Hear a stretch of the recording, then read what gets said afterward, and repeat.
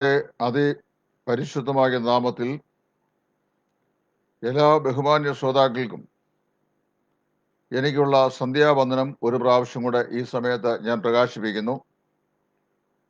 ഇന്ന് രാത്രിയിൽ കഴിഞ്ഞ ദിവസം ഞാൻ പറഞ്ഞതായിട്ടുള്ള വിഷയത്തിൻ്റെ, അതായത് രക്ഷയുടെ ഭദ്രതയെ സംബന്ധിച്ചുള്ള വിഷയത്തിൻ്റെ നഷ്ടപ്രമേയങ്ങൾക്കായി രക്ഷാ നഷ്ടവാദികളായ സഹോദരന്മാർ ചൂണ്ടിക്കാണിക്കുന്ന ചില വേദഭാഗങ്ങളിൽ നിന്ന് ഞാൻ ഈ വിഷയം നിങ്ങളെ ഓർപ്പിക്കുവാൻ ദൈവസന്നിധിയിൽ ആഗ്രഹിക്കുകയാണ്.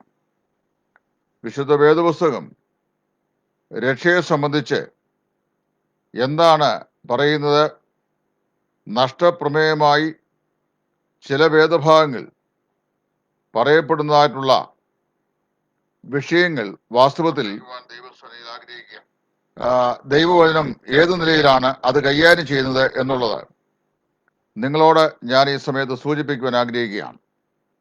ഏറെ തെറ്റിദ്ധരിക്കപ്പെട്ടിട്ടുള്ള ചില വേദഭാഗങ്ങൾ വിശുദ്ധ ബൈബിളിൽ ഈ ബന്ധത്തിലുണ്ട്. അതിലൊന്ന് പുറപ്പാട് പുസ്തകം 32-ാം അധ്യായത്തിൻ്റെ 32-ഉം 33-ഉം വാക്യങ്ങളാണ്. അവിടെ ദൈവദാസനായ മോശ ദൈവത്തോട് പറയുന്ന ഒരു അപേക്ഷയാണ് നമുക്ക് അവിടെ വായിക്കുവാനായിട്ട് സാധിക്കുന്നത്.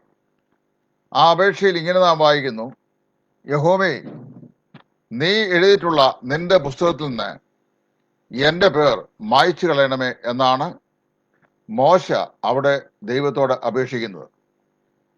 ഈ അപേക്ഷയിൽ നമ്മൾ വായിക്കുന്നത്, ജനത്തെ കൊല്ലരുത്, ദൈവം ആ ജനത്തോട് ക്ഷമിക്കണം, പാപം ചെയ്ത് ജനത്തോട് ക്ഷമിക്കണം, ഇല്ലെങ്കിൽ തന്നെ കൊല്ലണം എന്നാണ് ഈ മോശ ദൈവത്തോട് അപേക്ഷിക്കുന്നത്.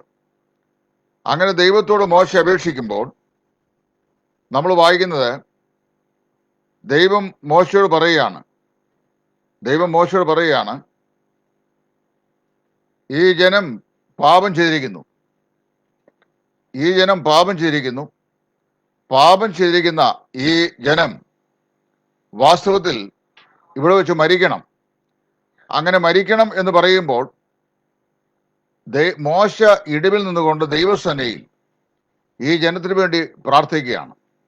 അങ്ങനെ പ്രാർത്ഥിക്കുമ്പോൾ നമ്മൾ വായിക്കുന്നത്, മോശ പറയുക, ജനത്തെ കൊല്ലരുത്, ജനത്തിന് പകരമായി എന്നെ കൊല്ലണം, അല്ലെങ്കിൽ ഞാൻ വളരെ സങ്കടാവസ്ഥയിലാകുന്നു എന്ന് മോശ പറയുകയാണ്.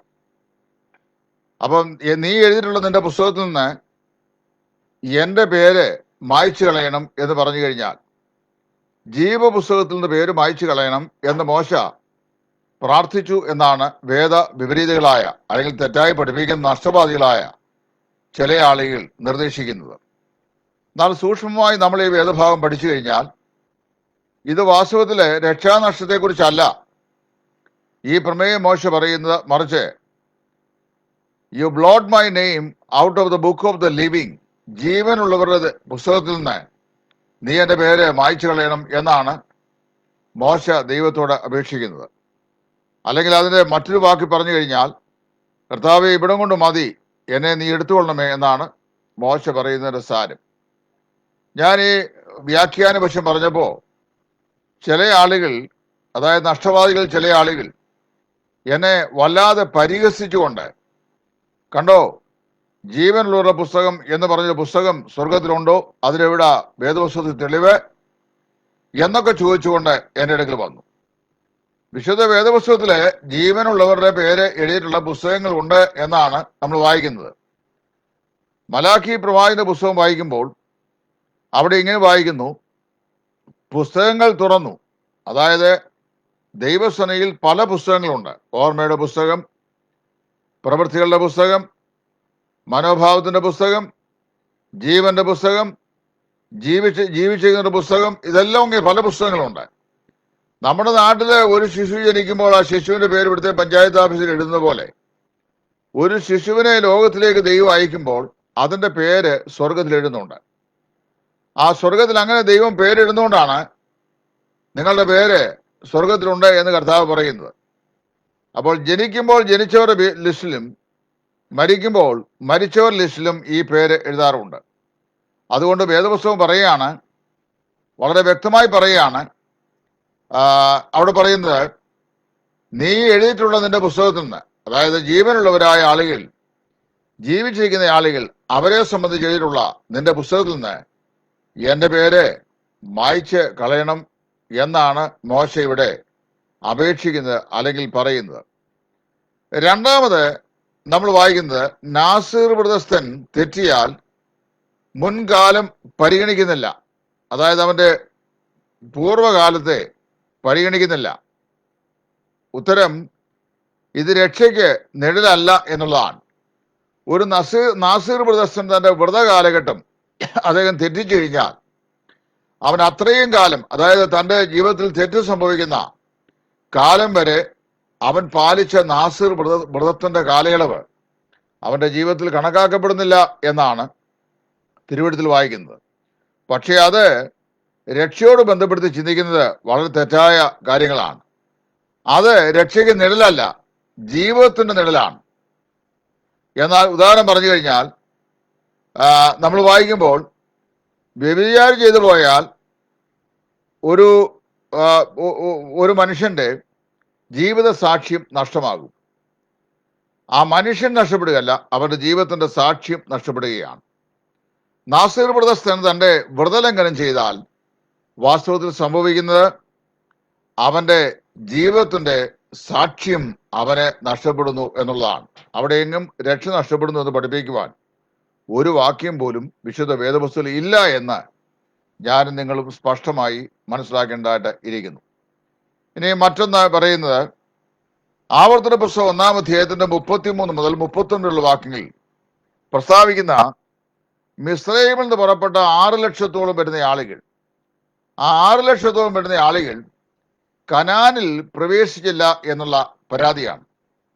അവർ കനാൻ ദേശത്ത് പ്രവേശിക്കാഞ്ഞുകൊണ്ട് അവരെല്ലാവരും നരകത്തിലോട്ട് പോയി, അല്ലെങ്കിൽ അവരാരും രക്ഷ പ്രാപിക്കാൻ കഴിയുമില്ല എന്ന് പറയുന്ന ഒരു വിഷയം. ഞാൻ ഇതിനു മുമ്പ് ഈ വിഷയം പറഞ്ഞിട്ടുള്ളതാണ്. കനാൻ ദേശം എന്ന് പറയുന്നത് സ്വർഗത്തിന് നിഴലല്ല. കനാൻ ദേശം സ്വർഗത്തിന് നിഴലാണെന്ന് വന്നാൽ കനാൻ ദേശത്ത് ചെന്ന ശേഷമാണ് അവിടുത്തെ ഗർഗസ്യർ, യെബൂസ്യർ, ഫിലിസ്തീയർ, കനാന്യർ എന്നിങ്ങനെ ദേശത്തുള്ള 7 പ്രത്യേക ജാതികളെ അവിടെ യുദ്ധം ചെയ്ത് യോശുവയും കാലേബും അവരുടെ കയ്യിൽ നിന്ന് ആ ദേശം പിടിച്ചെടുത്തതും അതുപോലെ ഇസ്രായേലിന് ദേശം അവകാശമായി കൊടുത്തു. കനാൻ ദേശം സ്വർഗത്തിന്റെ നിഴലാണെന്ന് വന്നു കഴിഞ്ഞാൽ ഇവിടെ വെച്ച് രക്ഷിക്കപ്പെട്ട ഒരാളിനെയും സ്വർഗം അവകാശമാക്കണമെങ്കിൽ അദ്ദേഹം എന്ത് ചെയ്യണം? അദ്ദേഹം നിശ്ചയമായിട്ടും സ്വർഗത്തില് ചെന്ന് യുദ്ധം ചെയ്ത് ആ ദേശം വെട്ടിപ്പിടിച്ച് തന്റെ അവകാശ ഭൂമിയാക്കി മാറ്റണം. അതിന് വേദപുസ്തകത്തിൽ യാതൊരു പ്രമാണവുമില്ല. അങ്ങനെ വരുമ്പോൾ മിസ്രൈമിലെ ജീവിതം പാപത്തിന്റെ അടിമത്വത്തിൽ കഴിയുന്ന മനുഷ്യന്റെ ജീവിതത്തിന്റെ ചിത്രവും, മരുഭൂമിയിലെ ജീവിതം രക്ഷിക്കപ്പെട്ട ശേഷം ഈ ക്രിസ്തീയ ജീവിതത്തിന്റെ യാത്രയുടെ അടയാളവും, അതുപോലെ കനാൻ ദേശം എന്ന് പറയുന്നത് ആത്മീയ ജീവിതത്തിന്റെ ഉന്നതമായിരുന്ന ഒരു അനുഭവത്തെയും നമ്മെ അനുസ്മരിപ്പിക്കുന്ന 3 സ്ഥലങ്ങളാണ് എന്നതിലുപരി അത് സ്വർഗത്തിന്റെ ചിത്രമല്ല. ഇനിയും 4-മതായി ഞാൻ ഓർപ്പിക്കാൻ ആഗ്രഹിക്കുന്ന വിഷയം 51-ാം സങ്കീർത്തനത്തിന്റെ 1 മുതൽ 12 ഭാഗത്ത് ദാവീദിന്റെ രക്ഷയെ സംബന്ധിച്ചാണ്. ദാവീദ് പാപം ചെയ്തു. നാഥാൻ പ്രവാചകൻ ആ പാപത്തെ അവനെ ഓർപ്പിച്ചു. നാഥാൻ പ്രവാചകൻ ആ പാപത്തെ അവനെ ഓർപ്പിച്ചു കഴിഞ്ഞപ്പോൾ നമ്മൾ വായിക്കുന്നത്, അവിടെ നാഥാൻ പ്രവാചകനോട് ദൈവം പറഞ്ഞത് ഇങ്ങനെയാണ്. നാഥാൻ പ്രവാചകനോട് പറഞ്ഞു, നീ ദാവീദിനെ പോയി ഈ കാര്യം ഓർമ്മപ്പെടുത്തണം. ഏത് കാര്യം? അവൻ ചെയ്ത പാപത്തെ സംബന്ധിച്ച് ദാവീദിനെ ഓർമ്മപ്പെടുത്തണം. ദാവീദിനെ ഓർമ്മപ്പെടുത്തുമ്പോൾ ദാവീദ് ഒരു കാര്യം ചെയ്യണം. എന്താണ്? അവൻ തന്റെ പാപത്തെക്കുറിച്ച് ബോധ്യപ്പെട്ട് ദൈവം മുമ്പാകെ അവനെ അനുദപിക്കണം. അങ്ങനെ അനുദപിക്കുമ്പോൾ വാസ്തവത്തിൽ എന്ത് സംഭവിക്കുന്നു എന്ന് ചോദിച്ചു കഴിഞ്ഞാൽ, അവനെ ദൈവസന്നിധിയിൽ തന്റെ പാപത്തെക്കുറിച്ച് അനുദപിക്കുകയും ആ പാപത്തെക്കുറിച്ചുള്ള തന്റെ അനുതാപം നിമിത്തമായി അദ്ദേഹം ദൈവസനയിൽ പാപമോചനം പ്രാപിക്കുകയും ചെയ്യും. അങ്ങനെ പാപമോചനം പ്രാപിക്കുന്ന ദാവീദ് ദൈവം അവന് നിശ്ചയിച്ച ശിക്ഷയിൽ നിന്ന് വിടുവിക്കപ്പെട്ടവനായി തീരും എന്നാണ് നമുക്ക് അവിടെ കൊണ്ട് മനസ്സിലാക്കുവാനായിട്ട് സാധിക്കുന്നത്. അപ്പോ ഇവിടെ നമ്മൾ പഠിക്കുന്ന വിഷയം, ദൈവസന്നിധിയിൽ ഈ ദാവീദ് പാപം ചെയ്തു എങ്കിലും പാപത്തിന്റെ ഭയാനകമായ ശിക്ഷയിൽ നിന്ന് ദാവീദ് ഇപ്പോൾ വിടുവിക്കപ്പെട്ടവനായി അവൻ തീരുകയാണ് ചെയ്യുന്നത്.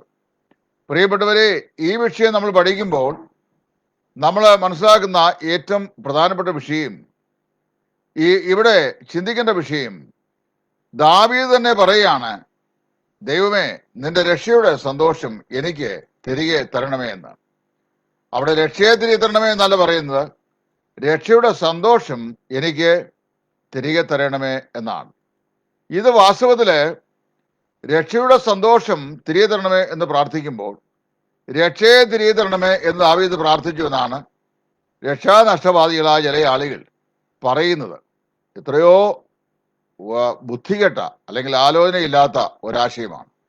രക്ഷ തിരികെ തരണമെന്ന് പ്രാർത്ഥിക്കുന്നതും രക്ഷയുടെ സന്തോഷം തിരികെ തരണമെന്ന് പ്രാർത്ഥിക്കുന്നതും രണ്ട് കാര്യങ്ങളാണ്. ദാവീദിന്റെ രക്ഷ നഷ്ടപ്പെട്ടില്ല, മറിച്ച് ദാവീദ് പറയാ, നിന്നോട് ഞാൻ പാപം ചെയ്തു, നിനക്ക് അനിഷ്ടമായുള്ളത് ഞാൻ ചെയ്തു. സംസാരിക്കുമ്പോൾ നീ നീതിമാനും വിധിക്കുമ്പോൾ നീ നിർമ്മലമായിരിക്കണന് ഈസോപ്പോട് നിന്നെ കഴുകണമേ എന്നത് ദാവീദ് ദൈവസന്നിധിയിൽ പ്രാർത്ഥിക്കുകയാണ്. അപ്പോൾ അവിടെ നഷ്ടമായത് രക്ഷയുടെ സന്തോഷമാണ്, രക്ഷയല്ല എന്ന് നമുക്ക് അവിതർക്കിതമായിട്ട് മനസ്സിലാക്കുവാൻ സാധിക്കുന്നു. ഇനി അഞ്ചാമത് ഒന്നുകൂടെ പറഞ്ഞുകൊണ്ട് ഞാൻ ഇന്നത്തെ ഈ നഷ്ടപ്രമേയത്തിനുള്ള മറുപടി നിർത്തുകയാണ്. അവിടെ വായിക്കുമ്പോൾ ജീവന്റെ പുസ്തകത്തിൽ നിന്നും പേര് മായ്ക്കാൻ സങ്കീർത്തനം 68:29 പറഞ്ഞിരിക്കുന്നു എന്നാണ് ചില നഷ്ടവാദികൾ പറയുന്നത്. അവിടെ വായിക്കണം, book of the living, blot out my name, blot not out my name from the book of the living എന്നാണ് ദാവീദ് പ്രാർത്ഥിക്കുന്നത്. അതായത് ജീവനുള്ള ദേശത്ത് എന്റെ പേര് മായ്ച്ചു കളയരുതേ എന്ന് വെച്ചാൽ അതിന്റെ അർത്ഥം, ദാവീദ് പാപം ചെയ്തപ്പോൾ ദാവീദ് ഭയപ്പെട്ടു പോയി. അപ്പൊ ദാവീദ് ചിന്തിച്ചു, ദാവീദിന്റെ ജീവിതം ഇവിടം കൊണ്ട് അവസാനിക്കുകയാണ്. അപ്പൊ ദാവീദ് പേടിച്ചു പോയപ്പോൾ ദാവീദ് ദൈവസനെ പ്രാർത്ഥിക്കുക, കർത്താവേ, അകാലത്തിൽ എൻ്റെ ജീവനെ നീ എടുത്തു കളയരുത് എന്ന് ദാവീദ് പ്രാർത്ഥിക്കുന്നതായിട്ടാണ് നമുക്ക് അവിടെ മനസ്സിലാക്കുവാൻ സാധിക്കുന്നത്. അപ്പോ പാപം ചെയ്ത ദാവീദ് താൻ ചെയ്ത വ്യഭിചാരത്തിന്റെ ഭയാനകമായ ശിക്ഷ ഓർത്തൊരു പക്ഷെങ്കിൽ ആയുസിന്റെ മധ്യാഹ്നത്തിൽ തന്നെ ദൈവം തന്റെ ജീവനെ എടുത്തു കളയും എന്ന് ദാവീദ് ഭയപ്പെട്ടു. അങ്ങനെ ദാവീദ് ദൈവസന്നിധിയിൽ പ്രാർത്ഥിക്കുകയാണ്, ആയുസിന്റെ മധ്യത്തിൽ എൻ്റെ പ്രാണനെ അവിടുന്ന് എടുത്തു കളയരുത് എന്ന്. പ്രിയപ്പെട്ടവരെ, ഈ അനുഗ്രഹിക്കപ്പെട്ട സത്യമാണ് അവിടെ നമുക്ക് കാണുവാനായിട്ട് സാധിക്കുന്നത്. ഞാൻ എൻ്റെ വാക്കുകളെ ദീർഘിപ്പിക്കുന്നില്ല, ഇവിടെ ഞാൻ അവസാനിപ്പിക്കുന്നു. ദൈവം വെച്ചാൽ തുടർന്നും നാളെ രാത്രിയിൽ ഇതിന്റെ ബാക്കി ഭാഗം ഞാൻ പറയുന്നതാണ്. കർത്താവ് നമ്മെ സഹായിക്കട്ടെ. രക്ഷ നഷ്ടപ്പെടും എന്ന് സ്ഥാപിക്കാൻ ഒരു വചനം പോലും വിശുദ്ധ വേദപുസ്തകത്തിനകത്ത് ഇല്ല. അത് ഞാൻ നിങ്ങൾ മനസ്സിലാക്കണം. വളരെ വ്യക്തമായ ദൈവവചനം അങ്ങനെ സംസാരിക്കുന്നുണ്ട്. അതുകൊണ്ട് ഇന്ന് രാത്രി ഈ ചിന്തകൾ നിങ്ങൾക്ക് എല്ലാവർക്കും അനുഗ്രഹമായി തീരട്ടെ എന്ന് പ്രാർത്ഥിച്ചുകൊണ്ട് ഞാൻ തൽക്കാലം നിർത്തുന്നു. നന്ദി. ദൈവം അനുഗ്രഹിക്കട്ടെ. കർത്താവിന്റെ ശുശ്രൂഷയിൽ സുവിശേഷകൻ Titus from Edayaranmula. Thank U.